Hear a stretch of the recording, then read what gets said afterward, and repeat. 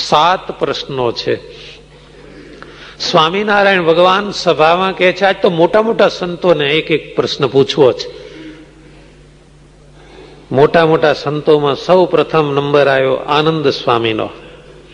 મહારાજે આનંદાનંદ સ્વામીને પૂછ્યું, કોઈમાં બુદ્ધિ થોડી હોય પણ પોતાના દોષને દેખે છે, અને કોઈનામાં બુદ્ધિ બહુ હોય પણ પોતાના દોષ એટલે કે ખામી જોઈ શકતો નથી.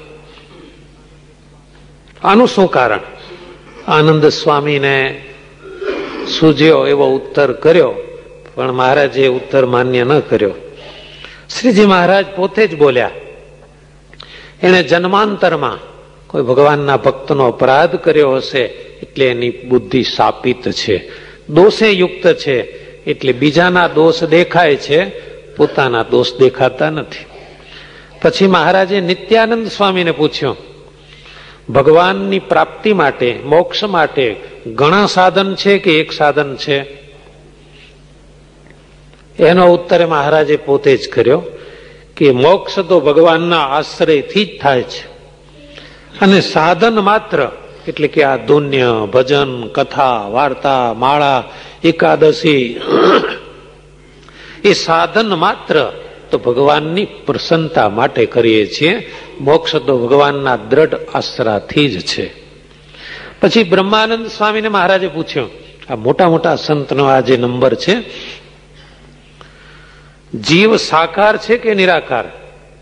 બ્રહ્માનંદ સ્વામી જોયો કે જો હું એમ કહી દઈશ કે જીવ નિરાકાર છે તો પછી આગળ મહારાજના મુખની વાણી સાંભળવા નહીં મળે, એટલે જાણી જોઈને બ્રહ્માનંદ સ્વામી કહે છે, મહારાજ જીવ સાકાર છે.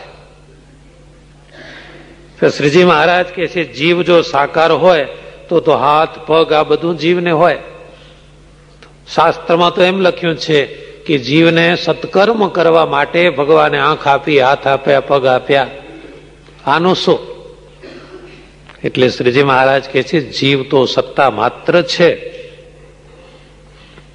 અને જ્યારે એ જીવ ભગવાનના ધામમાં જાય છે ત્યારે એને ભગવાનની ઈચ્છાથી ભાગવતી તનુ એટલે કે ચેતનમય દિવ્ય આકાર મળે છે. બાકી આ શરીરમાં જે જીવ રહ્યો છે એનો કોઈ આકાર નથી, એ નિરાકાર છે. ગોપાળાનંદ સ્વામીને મહારાજે પૂછ્યું, અષ્ટાંગ યોગ સિદ્ધ થાય એ સંતની કૃપાથી થાય, છતાંય જેને અષ્ટાંગ યોગ સિદ્ધ થાય પછી એને સંત પ્રત્યે ગૌણ વૃત્તિ આવી જાય છે. આનું શું કારણ? ગોપાળાનંદ સ્વામી કહે છે, મહારાજ એ જીવમાં થોડું માન આવ્યું હોય અષ્ટાંગ યોગ સિદ્ધિનું. મહારાજ કે જે યોગ સિદ્ધ થાય એને માનતો ન હોય. સ્વામી કહે છે, મહારાજ કૃપા કરો, તમે જ ઉત્તર કરો. શ્રીજી મહારાજ કહે છે, જેનામાં એ દોષ રહી જાય તો એને બીજા સંત મહાત્માઓના જીવન સામે જોવું કે એમના જીવન કેવા નિર્માની. સુખદેવજી બ્રહ્મ સ્વરૂપ હતા, છતાં આજ સુધી કથા વાર્તા કરે છે. 88,000 મહર્ષિઓ અખંડ ભગવાનનું ભજન કરે, કથા સાંભળે છે. આવી રીતે બીજાનું ઉદાહરણ લેવું અને ખૂબ ભજન ભક્તિ કરવી એટલે માન જતું રહે. અને દરરોજ ભગવાનની પ્રાર્થના કરવી, હે મહારાજ મેં તો છીન છીન તેરા ગુનેગાર. ભગવાનની પ્રાર્થના કરીએ કે મહારાજ હું તો ગુનેગાર છું, અપરાધી છું.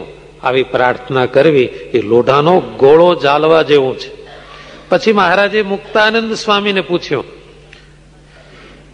કે ભગવાન કઈ ચમત્કાર દેખાડતા ન હોય અને બીજા જંતર મંતર વાળા તો પરચા દેખાડતા હોય, એને જોઈને ભગવાનનો ભક્ત હોય એનું મન ડગે કે ન ડગે?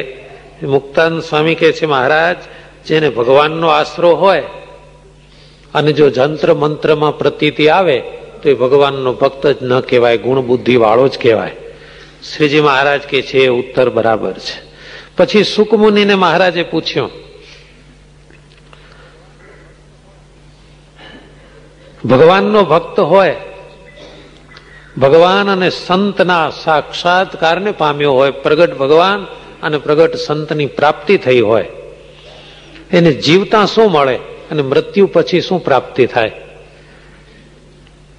એનો ઉત્તર પણ મહારાજે પોતે જ કર્યો કે જેને ભગવાનને ભગવાનના સંતની પ્રાપ્તિ થઈ છે એને જીવતા કથા કીર્તન કરતા કરતા આનંદથી દિવસ રાત્રિ પસાર થાય અને જ્યારે દેહ મૂકે ત્યારે ભગવાન એને પોતાના જેવો બનાવે છે. એટલે કે એટલું જ ઐશ્વર્ય, એટલી સત્તા, એટલો પ્રતાપ. જેમ ભગવાન કાળ કર્મ અને માયાથી પર છે એમ એ ભક્ત પણ કાળ કર્મ અને માયાથી પર બની અખંડ ભગવાનની સેવામાં રહે છે.